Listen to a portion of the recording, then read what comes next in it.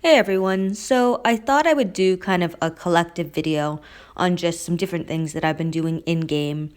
I know I said I was going to do another war video, but I thought two might be good enough, but I will include a couple war matches in this video just so that you guys can kind of see the way I was attacking in war, as well as I actually attacked one of my ex-teammates, ex-faction mates, so just wanted to include that one as well. So, hey Tony. Here I'm going to do some pulls on Michonne's blessing. I have not been lucky with these at all. I have gotten no choice boxes, and I would love even just one choice box because I have just been getting a bunch of 3s, 5s, and 10s of various S-Class items. And although I am very thankful for the free S-Class items, I need a whole lot more of them in order to make a dent into some of these collections. And as you see, my luck is the same. More 3s, 5s, and 10s of these S-Class items, and not a choice box in sight. I am getting some red velvet cakes, which is useful, but it's only useful if I have the toons in the museum to actually redeem them. So this was actually one of my first pulls. I'm actually at 63 out of 72, and after 63 pulls, still not a choice box in sight. But I have collected Zeke and Chris, and I can't see myself using either of them. I will level them up in order to get the dual specialist Michonne, because I think I could actually use her on some select teams. I don't know if she'll make my main attack team, but I guess we'll see. So I don't know if I've said this in a video before, but I have been trying since they updated the 5-star wheel to get the follow-up Morgan from the 5-star wheel. And I ended up pulling this guy, and at first I got so excited because I saw his silhouette, and then I realized it was the special edition, the Command Morgan, and my balloons just all deflated. I feel just so trolled by it because I was like, okay, today's the day. I'm going to pull Morgan. And I pulled a Morgan, a ranged Morgan, a blue Morgan, but not the Morgan I wanted. But then the next day, I had a 5-star pull, and I was able to pull him, and I just felt like everything was all better. I am honestly super excited to have this character. The follow-up ability, I think, is a great ability to have. I know he doesn't completely fit the meta, only because he doesn't apply any control, but I'm thinking if I pair him with Dale, it could work out really well because of Dale's 100% heal reduction, which is like a mini decap for a set number of turns. Dale can also defense down the enemy, which would line up kills for Morgan, and because of Morgan's special weapon, which gives him a 50% chance to gain 100% AP, realistically, I could end up rushing Morgan 3 times in a single turn, which could be great against some of these alert teams that I've been facing in a lot of my matches. I just need to tear him up and work on him, I think. So this is one of the matches for more. It is not against my ex-teammate Tony. I don't actually remember who this was against, but it wasn't too difficult for my team, as you see, with the attack bonus, as well as just kind of leveraging my toons. I was able to dispatch it fairly easily.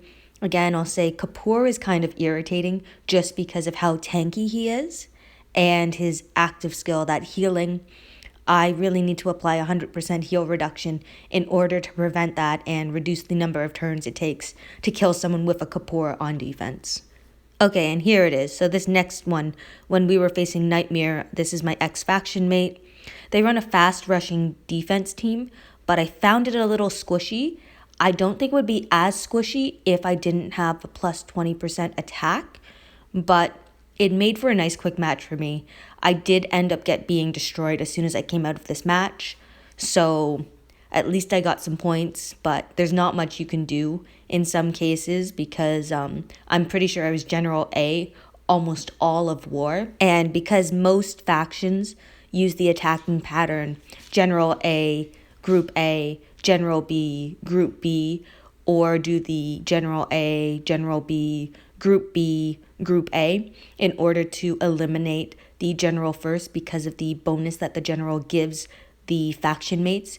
In this case, it was that attack bonus instead of the defense bonus. Here is where I picked up that Zeke, who I didn't have before.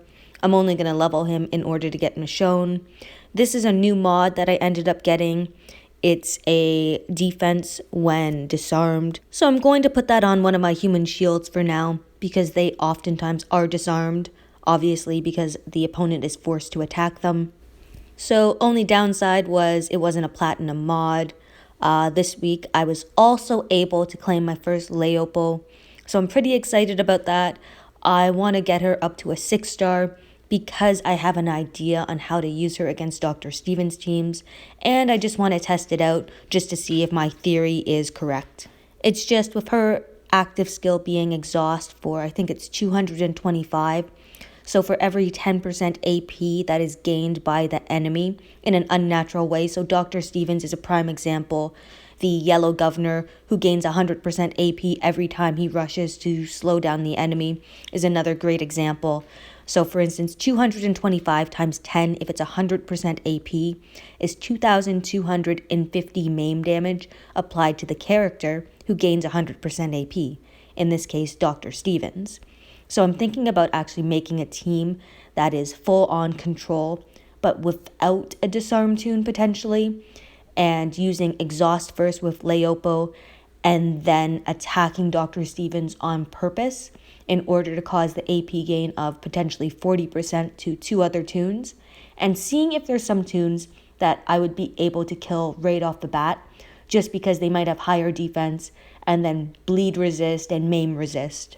I would probably have to run a Guardian toon because I'm basically baiting the enemy to rush me. So even if I didn't attack Dr. Stevens to try and cause that 40% AP gain to some of the other toons, if I could control the other toons, so like using Charlie to taunt one of the enemies, stunning the enemy, using Cole's active skill for instance, even though they could have enough AP to rush, they will be maim damaged unless they have a maim resist mod, and that way I still have control over the situation. And with all these new S-Class toons coming out, there have been some different teams on defense. Like, you see a Rolito lead, for instance, and you know you need bleed resist mods on your whole team.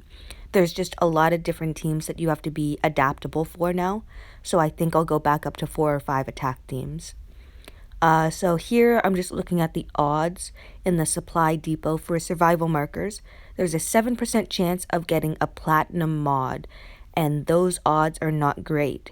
But I do have a sale going on in my depot, so instead of it being like 33,000 markers, I think it's like 26,000. So I am being tempted here because the chances of getting a platinum mod could be great, especially if it's one of the new mods. So I'm going to go ahead and buy this mod, and we're going to see what we get out of it. So obviously we're hoping for platinum. A gold mod would still be good, and we get lucky and we get a platinum mod, and it's a defense versus fast, so I do like that because it can be used right away. Like if I got a lifesteal mod, I would be severely disappointed even if it was platinum. An attack mod would be great, but something like a defensive set attack mod would not be that good. So it didn't level up that great, but it will provide a better set bonus overall. So I could definitely use it on the defense team that I'm currently using right now, which is kind of just like a tanky team in general. And I'm just trying to see where I could fit it in. Apparently I like a lot of HP sets rather than defense sets. So I guess I can use it here instead. And it only raises the set bonus by a little bit, marginally, but it could be helpful. With all these Michonne roadmaps going on, I ran out of tins, so I had to buy this bag, 195 coins, and no matter what, you're getting at least 2 tins. I've got this bag like 3 or 4 times, so on this one I got 5 tins, I got 8 tins, 2 tins, and I think I actually got the 10 tins on one. So I've been fairly lucky that way, and very content. Here's the finish of the last war. Congrats walkers on finishing first. I was in Legends, 476,000 points, and I kind of took it easy for it.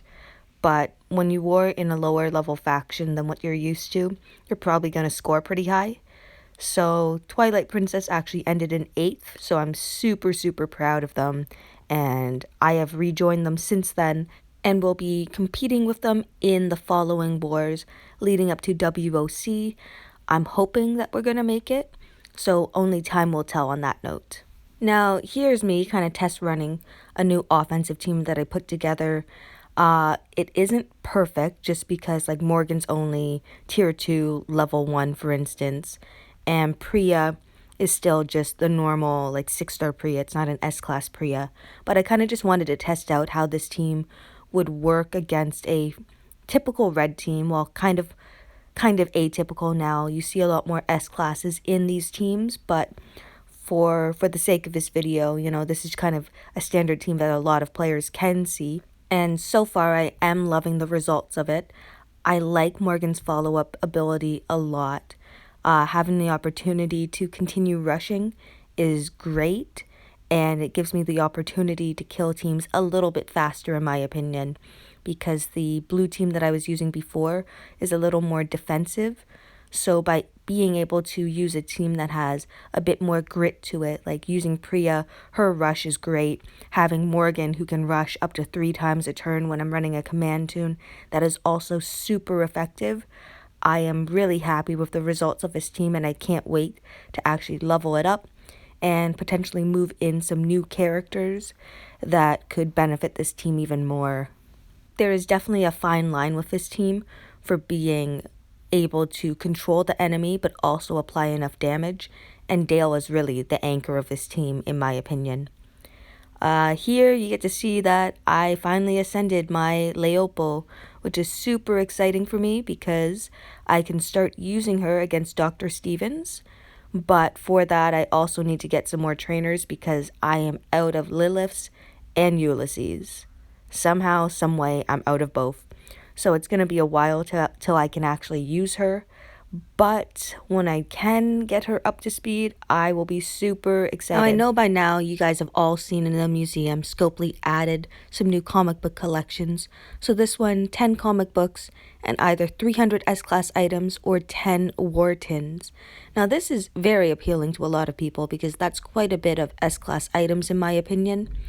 And that would be kind of like 4 weeks of work for a free-to-play player. Now, the comic book collection that most people are looking at and have redeemed is this one. So for 50 comics, you can pick either Harrison or Diego. Now, I still have to wait at least 3 weeks to get a Diego, just based on how many toy figures I have.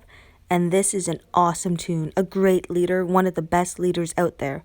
But I implore all of you to be patient. If you have 50 comics and you want to get Diego, be patient. Apparently, in the new war wheel, or however Scopely is going to set it up, that drops on November 1st, Diego is going to be the war toon, the top war toon of the 4. Now, if they change the structure of this, because they are making it so that your war tokens never expire, what if they change it so that they're like set tiers? So what I mean by that is, what happens if it costs maybe 1,000 war tokens for Diego, 500 war tokens for the toon below him, 250 and 150. Like, I just don't want people to feel like, well, buyer's regret, I guess. Where they just picked up this toon after all their hard work, and then there's an easier method of acquiring him. So I'm personally going to wait until that war wheel comes out to see the structure of it all, in order to see if I'm going to go and get him from the comic books or use my comic books for S-Class items. Anyway, thank you for watching and listening to my video. I know it was a bunch of random things put together, but I still hope that you enjoyed it.